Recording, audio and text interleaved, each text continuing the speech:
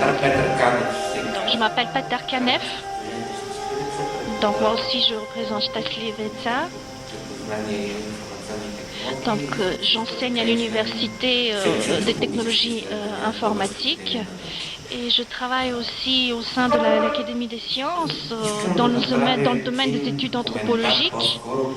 Je voudrais faire un commentaire qui, à mon sens, permettrait de fédérer un petit peu les différents points de vue. Parce que je pense qu'on n'est pas suffisamment tournés les uns vers les autres. Tout ce que j'ai entendu, pour moi, ça fait partie d'un tout.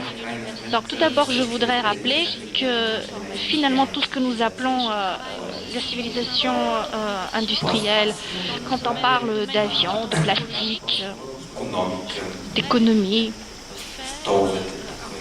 par exemple les chaises qui sont là, le parquet sur lequel nous marchons, ou bien les lampes électriques au-dessus de nous. Donc tout ça, c'est un produit, c'est pas quelque chose qui n'est venu du ciel. C'est pas une donnée préalable. C'est un produit de la spiritualité humaine. Parce que quand on parle de spiritualité humaine, il faut parler aussi de produits matériels. Et on parle de la spiritualité humaine, non pas à titre individuel. Quelque chose, par exemple, qui est parti de Tsiolkovsky, qui rêvait donc de voler jusqu'à la Lune au milieu du 19e siècle. Donc, en fait, ensuite, on a utilisé ce qu'il a imaginé pour concevoir la fusée 100 ans plus tard, même si il était considéré comme un simple rêveur. Mais comme John Lennon l'a dit, je suis peut-être rêveur, mais je ne suis pas le seul. Et finalement, les rêves de l'homme qui ont une dimension purement spirituelle, oui, finalement, les rêves de l'homme peuvent se réaliser lorsqu'il y a un partage, lorsque tout le monde travaille pour la réalisation de ses rêves. Et donc, c'est là où je viens, la relation entre tous ces éléments-là. Donc en fait, le chemin dans lequel nous sommes engagés est manifestement erroné. Il ne nous mène pas dans la bonne direction.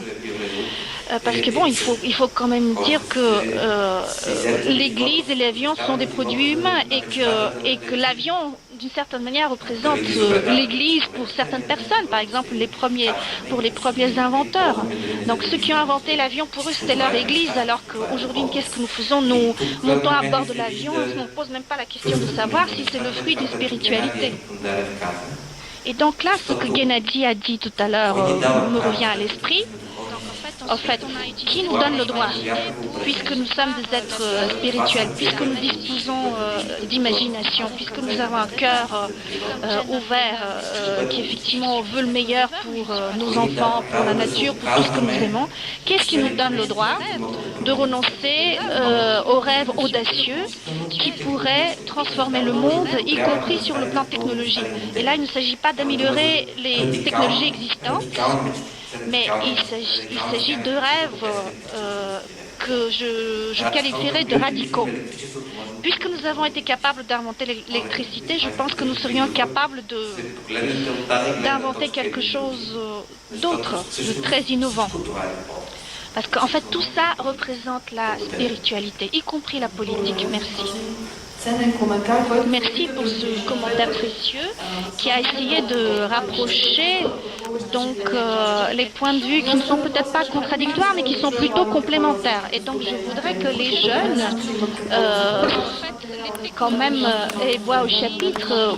Voilà, j'aimerais bien qu'ils disent quelque chose, qu'ils fassent part de leurs réflexions. À mon sens, donc la civilisation du pétrole, en fait, procède au modelage de notre comportement. Donc en fait, les technologies modifient tout. C'est très important, le matériau que nous utilisons est très important. Si ce matériau a une dimension plus spirituelle, ça donnerait effectivement des produits qui sont beaucoup bien meilleurs. Et puis de l'autre point de vue, il ne faut pas oublier que ce que nous envisageons comme le bonheur, comme donc une bonne qualité de vie, en fait, c'est juste une dépendance, c'est une forme d'esclavage. Parce qu'en fait, nous sommes dépendants de besoins qui ont été artificiellement créés. L'exemple avec les médicaments. Donc, on achète des médicaments pour les médicaments. Donc on est les esclaves de l'industrie. C'est pas la liberté, ça, c'est pas le bonheur, c'est pas le chemin qu'il faut suivre pour notre épanouissement personnel. Donc moi, personnellement, je me suis rendu compte que seules les choses qui arrivent lentement ont un caractère durable. Donc en fait, les choses changent uniquement à travers l'éducation. Donc Thomas Kuhn l'a dit très clairement, tout passe par l'éducation. Très clairement, tout passe par l'éducation. Les vertus sont très difficiles à inculquer. En fait, les vices sont beaucoup plus faciles à inculquer. La question c'est de savoir comment faire face à cette réalité. La question